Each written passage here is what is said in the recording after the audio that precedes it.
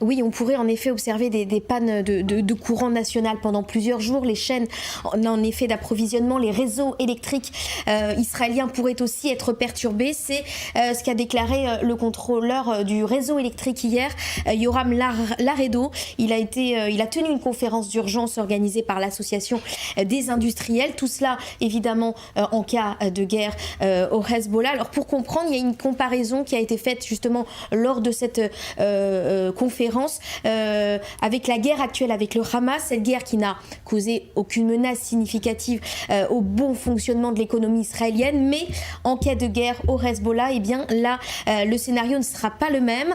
La cadence quotidienne des tirs de missiles eh bien, va doubler, ce qui menacera, donc on l'a dit, les réseaux électriques israéliens, causera de graves dommages aux infrastructures électriques, des coupures de courant national qui pourraient durer jusqu'à 2 jours, voire même des mois dans certaines parties du pays. Alors, aucune partie n'a été citée lors de cette réunion. Les 3 plateformes de gaz naturel qui permettent de faire fonctionner l'électricité vont cesser de fonctionner en cas de guerre, et donc pour les protéger, il faut passer immédiatement à la production d'électricité à partir de carburants alternatifs, ce qui expliquerait ces pannes de courant.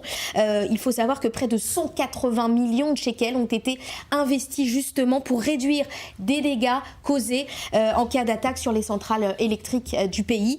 Le contrôleur du réseau électrique a déclaré aussi que ces scénarios pourraient changer selon la partie qui, évidemment, attaque en premier, que ce soit Israël ou le Hezbollah. On ne sait pas, évidemment, quand, à quel moment qui déclenchera la guerre.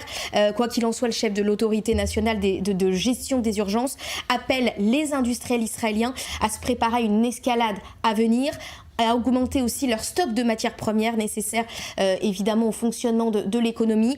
D'ailleurs, ces derniers mois, Israël a augmenté ses rations d'urgence de matières premières essentielles, que ce soit la nourriture, les médicaments, et puis il faut savoir que des équipements médicaux ont été augmentés à une échelle sans précédent.